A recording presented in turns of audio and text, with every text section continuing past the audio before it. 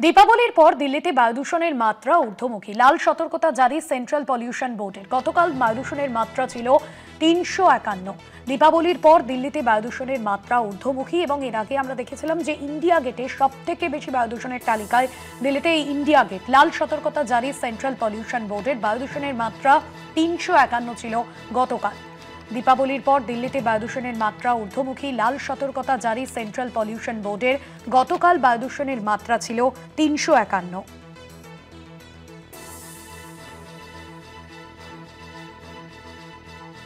দীপাবলির পর দিল্লিতে বায়ু দূষণের মাত্রা ঊর্ধ্বমুখী। গতকালে বায়ু দূষণের মাত্রা ছিল ৩৫১। লাল সতর্কতা জারি সেন্ট্রাল পলিউশন বোর্ডের। গতকাল বায়ু দূষণের মাত্রা ছিল ৩৫১ এবং সবথেকে বেশি দূষিত বায়ু দূষণের পরিমাণ সবথেকে বেশি ইন্ডিয়া গেট এলাকায়। শাশ্বতী রায় রয়েছেন আমাদের প্রতিনিধি ফোন লাইনে।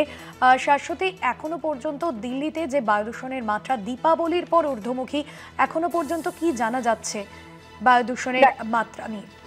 দেখো, শীতের প্রকোপ এখনো পড়েনি, শুধুমাত্র দীপাবলি অতিক্রান্ত হয়েছে। সেক্ষেত্রে দীপাবলির দুদিন বাদে যে রেকর্ড মিলেছে সেই অনুযায়ী এয়ার কোয়ালিটি ইন্ডেক্স সেটি কিন্তু যথেষ্ট ঊর্ধ্বমুখী দিল্লির ক্ষেত্রে। ইতিমধ্যে ৩০০ অতিক্রান্ত হয়েছে এবং গতকাল বিকেল ৪টের যে রিডিং সেই রিডিং অনুযায়ী ৩৫১ দাঁড়িয়েছে দিল্লির এয়ার কোয়ালিটি ইন্ডেক্স। সেই অর্থে বোঝাই যাচ্ছে যে এই সতর্কতা কিন্তু লাল সতর্কতা এবং ইতিমধ্যেই লাল সতর্কতা জারি করা হয়েছে দিল্লির ক্ষেত্রে এবং দিল্লি সহ তার পার্শ্ববর্তী এলাকাতেও কিন্তু বিভিন্ন জায়গায় সেই এয়ার কোয়ালিটি ইন্ডেক্স ৩০০-র উপর অতিক্রান্ত।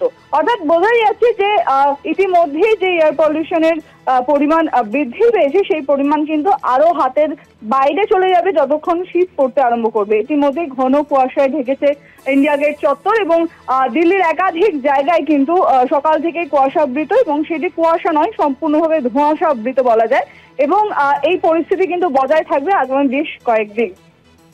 ধন্যবাদ জানাবো শাশ্বতী।